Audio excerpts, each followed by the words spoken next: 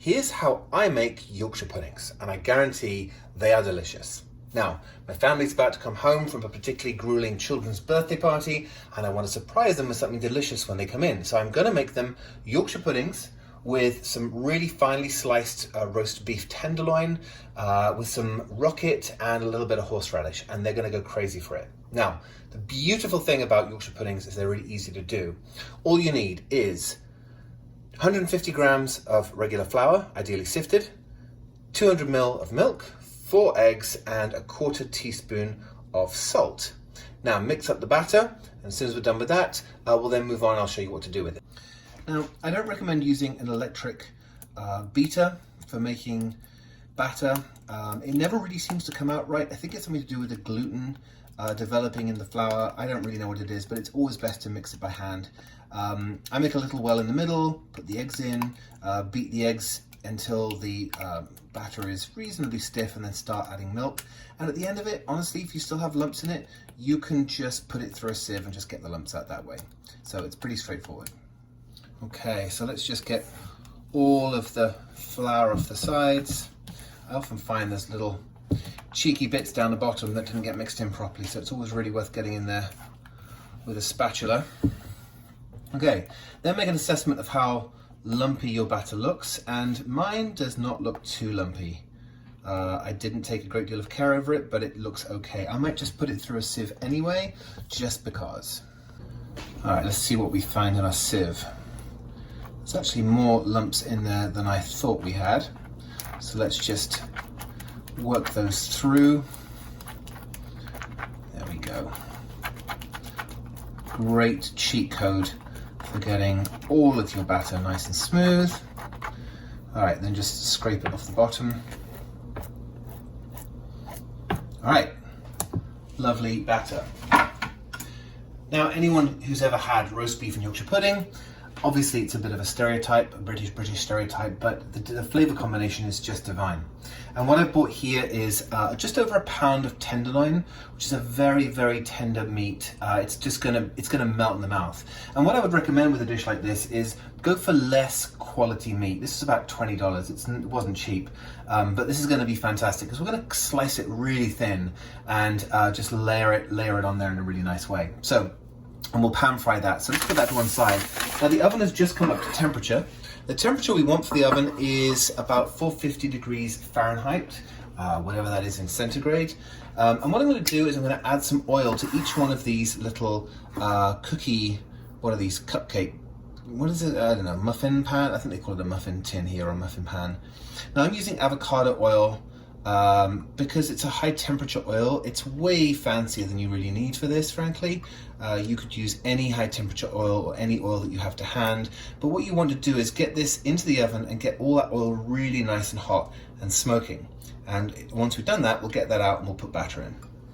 All right, now the muffin tin will heat up pretty quickly, and it's smelling like it's about ready. So I'm going to get it out of the oven now. Now you can see that the oil is pretty hot. Now I'm going to add a scant quarter cup to each one of these. That was maybe a little bit more than I needed in that one. And that should get us to about 12.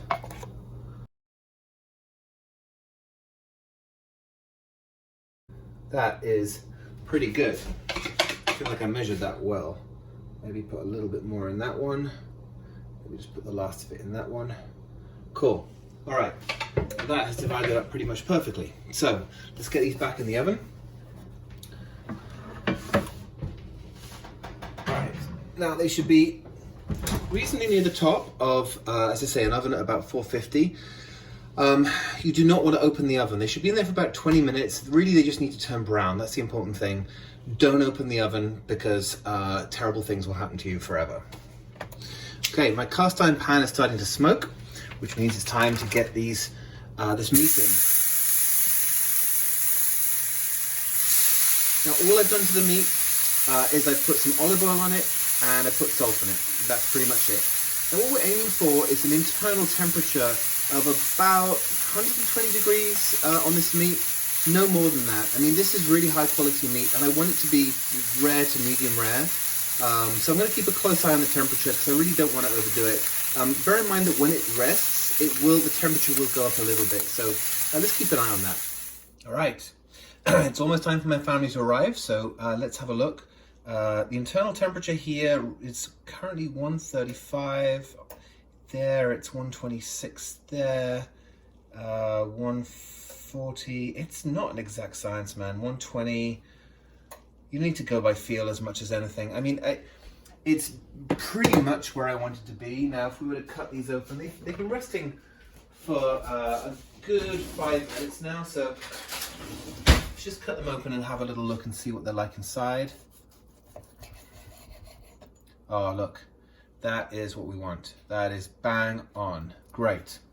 So, well, the Yorkshire is actually almost ready. They've been in for about 20 minutes. Let's just have a little look inside the oven and just have a little peek. Let's see. They are looking so good. Look at those. They're almost done. Okay, the family have literally just pulled up. The meat is mostly cut. And let's get out these Yorkshires. Oh my gosh. Look at those. Look at those. They are absolutely beautiful. Now, how would you dress this? Now, what I love about this is it's like a chair, like a high back chair. So what I'm going to do is I'm going to put just a little nest of rocket just on the chair.